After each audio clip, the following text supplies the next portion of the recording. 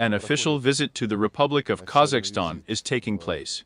Detailed talks were held with the Minister of Foreign Affairs of the Republic of Kazakhstan, Murat Nurtleu. And there has just been a lengthy meeting with President Kassym-Jomart Tokayev.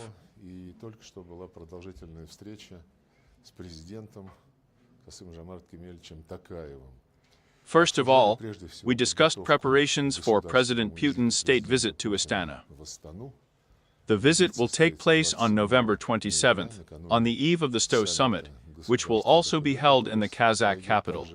We stated the high degree of readiness of a number, several dozen, to be precise, documents, including statements by leaders and sectoral interdepartmental agreements in various areas of our alliance, and strategic partnership with Kazakhstan.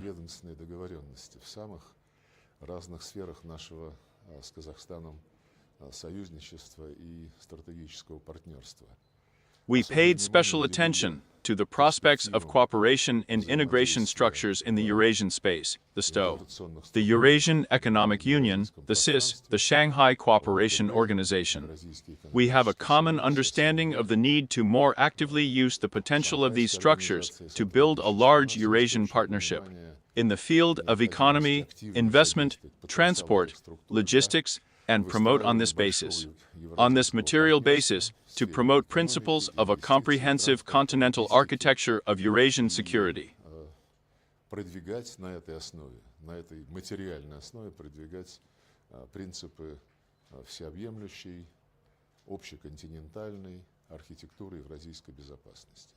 We talked about how we should continue to coordinate our actions in the United Nations, in the Organization for Security and Cooperation in Europe, which are experiencing the deepest crisis. On the vast majority of topics that we discussed today, we have a coincidence and positions, and we will continue our coordination on both bilateral and multilateral issues.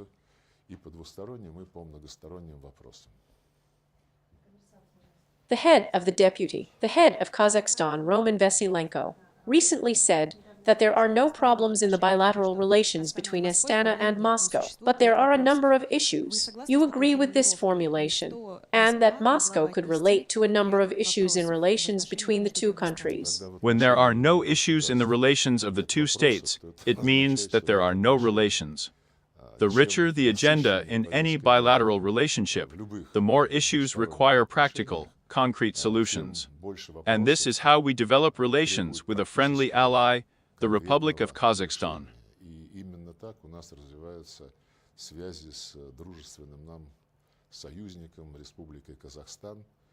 Practical questions arise, in particular, about how to develop economic and financial, trade, and investment ties in such a way as to protect them from illegal unilateral sanctions by the United States and the collective West as a whole.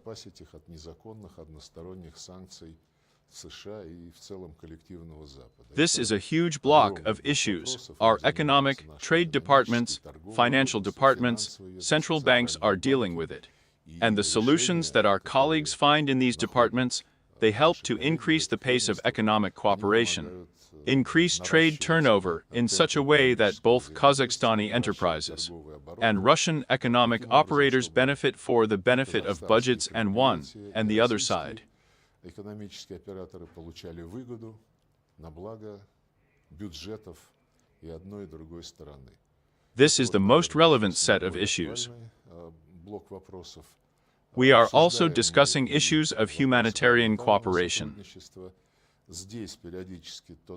In Kazakhstan, then in Russia, there are topics related to our common historical past and historical present. And I want to note the positive agreement that was reached in principle on the creation of a joint group of historians.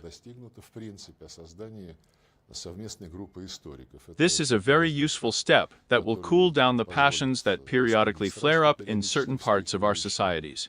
This is another topic that is being worked out by mutual consent on a mutually respectful basis.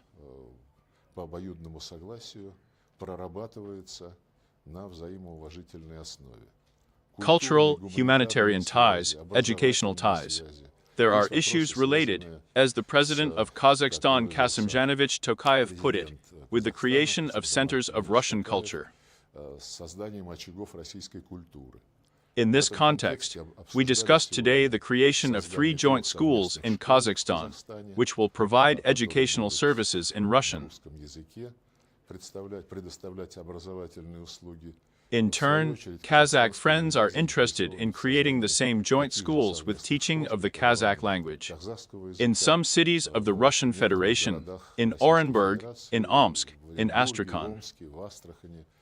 These are all very positive processes, and the more such issues, the more decisions will be made on such issues that strengthen our alliance.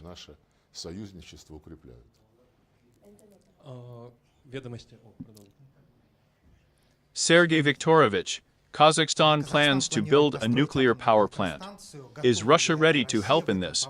And maybe this issue was also discussed during the meeting of negotiations today. Russia is not just ready to help, Russia has already made its proposals. We followed the referendum that President Tokayev held in Kazakhstan and received support in his plans for the development of nuclear energy. Rosatom is fully ready to provide its competence in order to resolve this issue with our Kazakh friends. And we are ready to cooperate with the relevant agencies and structures of other states.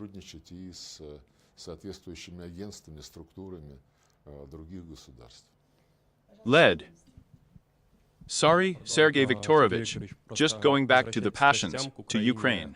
You know that President Akayev met with Scholz and Macron. They partially mentioned the Ukrainian conflict. And recently, the Kazakh Foreign Ministry again hinted that Kazakhstan is ready for mediation efforts in the Ukrainian conflict. Actually, how do they look at it in Moscow, at Kazakhstan's contacts on such a track, and, in general, at Kazakhstan's ability to be a mediator or somehow contribute to the settlement? Kazakhstan participated on September 27th in New York in the meeting of the Group of Friends of Peace in Ukraine, which was convened by China and Brazil, and we welcomed the fact of joining the efforts of the states of the Global South, the Global East, the world majority, in order to promote fair agreements that will eliminate the root causes of the Ukrainian crisis and ensure peace in this space.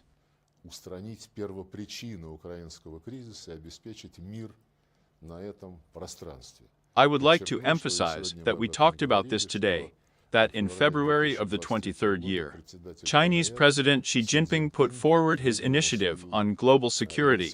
It was devoted not to any particular crisis, but in general to the principles that must be applied to resolve any conflicts anywhere in the world.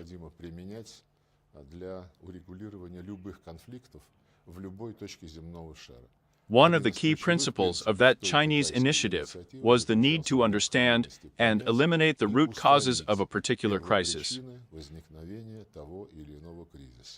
We proceed from the assumption that our friends, united in the Group of Friends of Peace in Ukraine, will clearly follow this principle. This, in my opinion, is natural. Without eliminating the causes, it is difficult to count on restoring stability and security. Among these root causes, everyone knows it perfectly well, is the reckless, contrary to all assurances given, including on paper, the expansion of NATO to the east and the consistent, which began after the coup in February 2014 year. The extermination of the entire Russian language, education, culture, and mass media by the Ukrainian regime, which adopted a whole series of laws for this purpose. I recently passed a law on the liquidation of the canonical Ukrainian Orthodox Church. Our partners perfectly understand what the main root of the problem is, and we will continue our dialogue. We welcome Kazakhstan's participation in efforts to form such a serious coalition, which will be aimed at creating conditions for solving the problems I have mentioned.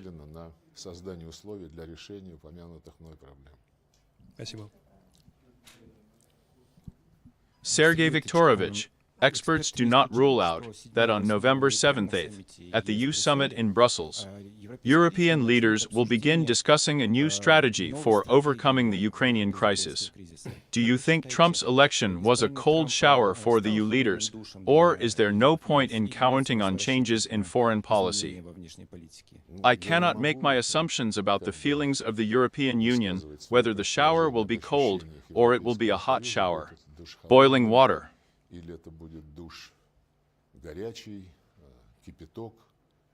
And, given the complete dependence of the European Union on the Brussels bureaucracy, which, in general, is trying to usurp, in the worst traditions of autocratic, as they say, societies, any processes, not only foreign policy, but also the processes of development of the European Union itself, I will not even guess at this. Не только внешнеполитические, но и процессы развития самого Европейского Союза. Я даже не буду гадать на этот счет. If there are concrete sound ideas, we will be ready to listen to them. So far, from Brussels, from other capitals of the United Europe, as they call themselves, we hear only a spell about the lack of alternative to the very formula of Zelensky, which is an invitation to a dead end. I am sure that many sensible politicians understand this, but they can no longer abandon the positions that they initially took. Proceeding from the full support of Ukraine, as they say, they defend European values. There is no answer to our questions about how the prohibitions of the Russian language of the Ukrainian Orthodox Church relate to European values. It seems to me that Europeans should first of all ask themselves the question of how European the so-called values promoted by the Zelensky regime are, and if so, what these European values are, and where these values lead European societies.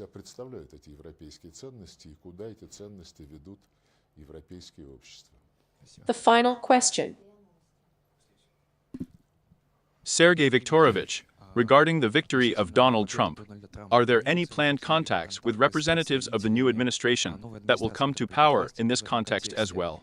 Do you expect Washington to replace its ambassador to Russia, and when to expect the same decision from Russia? When there will be a new ambassador in Washington? We have never refused to contact anyone. Every time a conversation comes up on this topic, President Putin emphasizes our position. It is always better to talk than to isolate ourselves from each other. And as I understand it, President Trump, despite the fact that the problems in relations between Russia and the United States are very deep, they stem primarily from the awareness, the feeling of the American elite, that it is necessary to suppress any competitors on the world stage so that no one appears who will somehow question American dominance.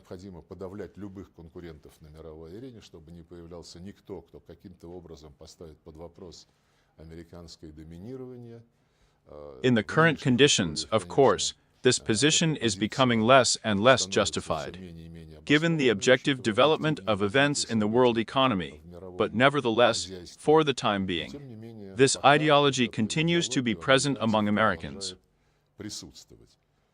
Let's see if there are proposals. We did not interrupt the relationship, and it is not for us to offer to resume them. But there will be an initiative to sit down honestly, without any unilateral demands, and talk about where we are and how to move forward. It will not be up to us.